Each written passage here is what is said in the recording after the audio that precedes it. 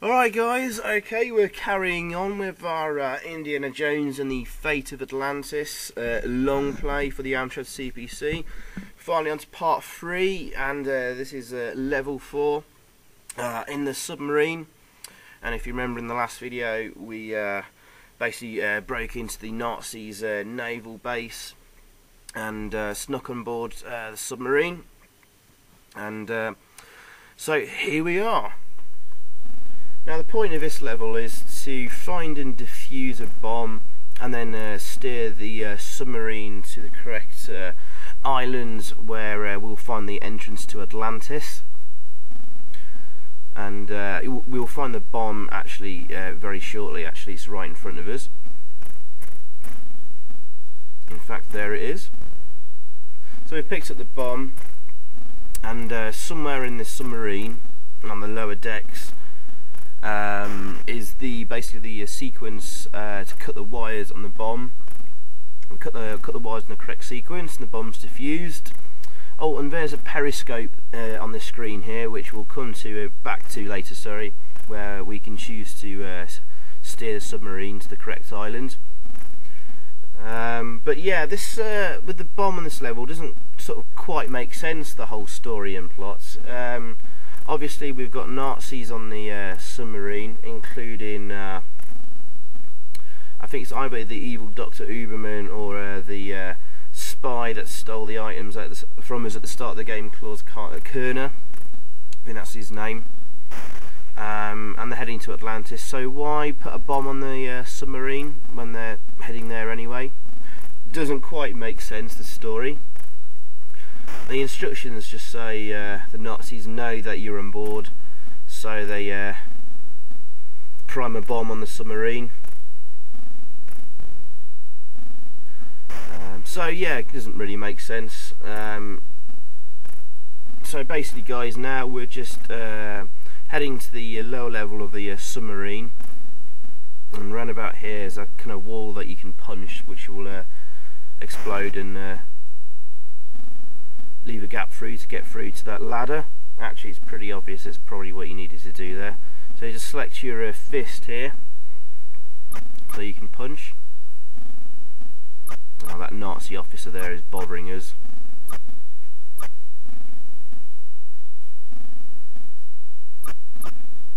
And everything's slowing down because we've got the player sprite and the enemy sprite and a few items on the floor there. There is some nasty slowdown in this game. It's quite annoying. But anyway, well, there you go. It's not been a brilliant game so far, really. It feels all rather sort of half-finished ideas, really, and not particularly well executed.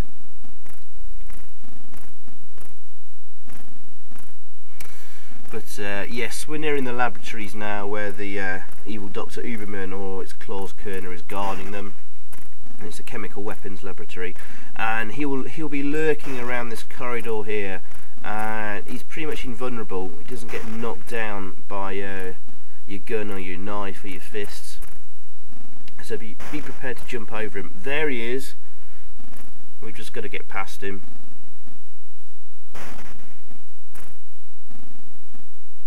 Okay, see, we shot him there. Sort of bounces back, but he's still on his feet. And you can shoot him as many times as you want, but he won't die. In fact, none of the enemies die so far in this game. They all seem to either crumple to the floor and get back up, even though you've shot or knifed them. Oh well. Okay, well, in the laboratories here, at the back wall, there's the sequence to defuse the bomb.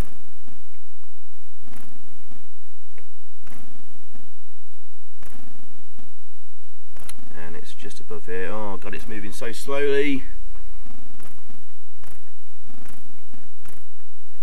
And yeah, it's just right ahead of us here. I think all you need to do is just walk into this wall here, and there you go. That gives you the diffuse sequence. The triangle and square symbol just means that green, red, blue we need to use, and the triangle and the square, the cross symbol means to defuse the bomb. Cut the wires in the following order. So select the bomb, we go green, red, and that's it. I guess it assumes we know to cut the blue wires. The base of the bomb's diffused, and the clock has stopped in the middle left of the screen there. So there's no time limit left in this level. All we need to do is get right back to the start, to the periscope, and select an island, and the submarine will go there. And that's us done for this level. I haven't mentioned too much, I haven't really given much of a review of this game so far. I've just been talking through what we need to do. I'm just eating some chocolate there to increase my health. But yeah, the graphics, although rather sort of basic and simple, are kind of okay.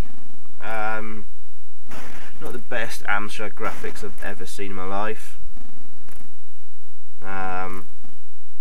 Some decent use of colour, certainly better than the Spectrum version in its colour choices, but some of the sprites look a bit nasty, and the animations are rather basic, but they've done this in mode 0, which means sort of big chunky pixels, so they've done okay. Indy sort of looks like Indy anyway, even though he's got like a blue jacket.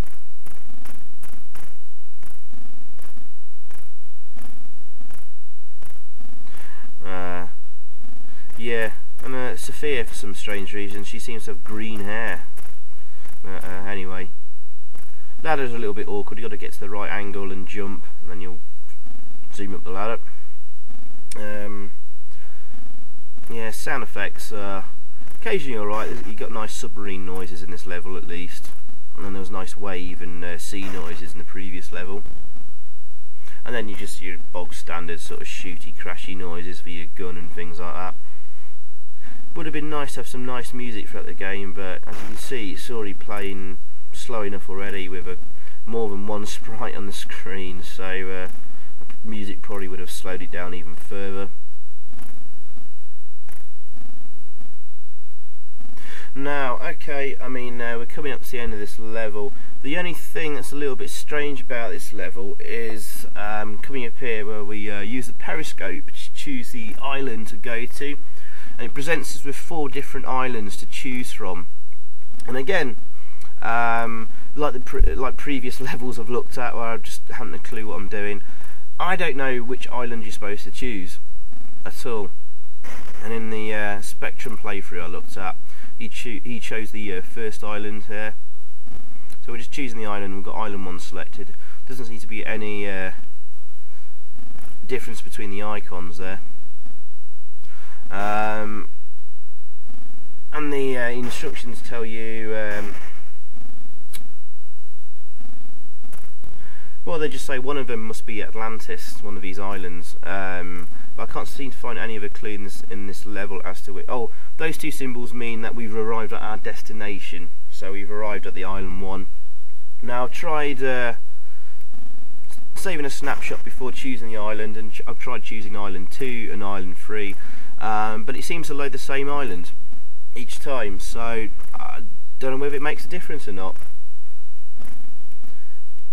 The only thing I found in the instructions is I'm missing some kind of dialogue regarding a Nazi Morse code or something like that, but maybe that's a later level, I don't know. But okay, so this is the end of this level. I'm going to arrive at the island, and I'll be well cheesed off if I get through all the next level and find that it was the wrong island after all or something. I don't know. I'm pretty confused by this game, as you can tell, but again, if anyone knows for sure, do let me know in the comments. But anyway, thanks for watching. We arrived at the island, and we'll see you in the next part and level.